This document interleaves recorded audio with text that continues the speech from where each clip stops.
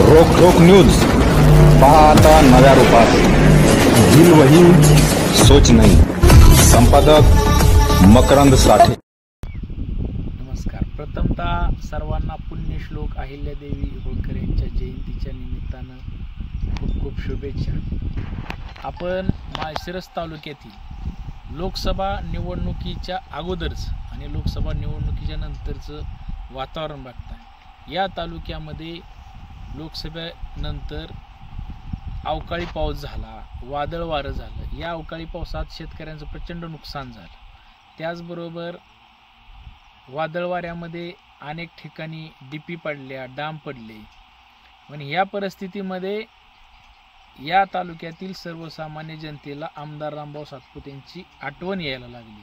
कारण ह्याच्या अगोदर अशी परिस्थिती जर निर्माण झाली तर पहिल्यांदा त्या ठिकाणी आमदार साहेब पोचत होते आणि आमदार आल्यानंतर आमदार रामभाऊ सातपुते यांच्याकडेच लोकांचा कल वाढेल ह्या भीतीपोटी बाकीचे सगळे नेते त्या ठिकाणी पळत जाऊन भेटीगाठी देत होते। परंतु आता ही निवडणूक झाल्यानंतर आमदार साहेब स्वतः उमेदवार असताना, त्याचबरोबर या माढा लोकसभेचे उमेदवार खासदार रणजितसिंह नाईक निंबाळकर यांनी सुद्धा भेटी देऊन पंचनामे करायला प्रशासनाला आदेश दिले।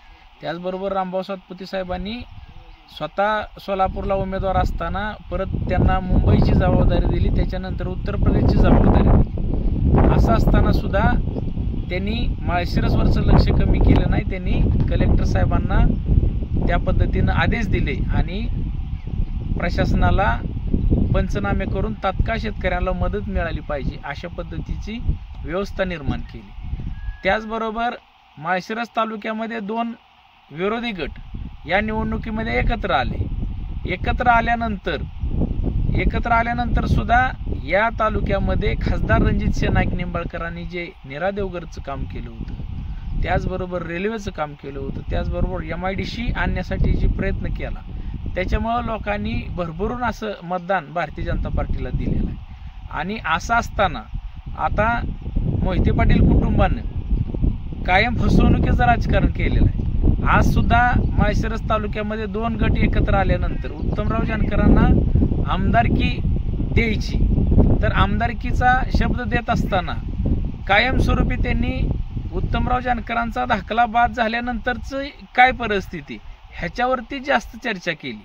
आणि एका बाजूला एकानी शब्द द्यायचा आणि दुसऱ्या बाजूला रणजितसिंह मोहिते पाटलांनी उत्तमराव जानकरांचा दाखला बाद कसा झाला पाहिजे ह्याच्यासाठी प्रचंड मोठी फिल्डिंग लावलेली आहे। आणि माझं जर खोटं वाटत असेल तर त्यांनी ज्या कारखान्याचे रणजितसिंह मोहिते पाटील चेअरमन आहेत त्या कारखान्याचं साखरेचं पहिलं पोतं शंभू महादेवाला जाऊन पुजलं जातं आणि त्या शंभू महादेवाचा मी सुद्धा एक भक्त आहे। आणि म्हणून त्यांनी समोर येऊन सांगावं की शंभू महादेवाच्या शपथ उत्तमराव जानकरांच्या दाखल्याविषयी आमच्या मनात अजिबात पाप नाही, त्यांना आम्ही आमदार करणार आहे। परंतु ते तसं करणार नाहीत, कारण एका बाजूला शब्द द्यायचा आणि दुसऱ्या बाजूला त्यांचा दाखला बाद करायचा। आणि येणाऱ्या निवडणुकीमध्ये यांच्याकडे विकासाचे कुठलेही मुद्दे नाहीत, म्हणून येणाऱ्या निवडणुकीमध्ये येणारी विधानसभा सुद्धा भावनिकतेवर लढवायची।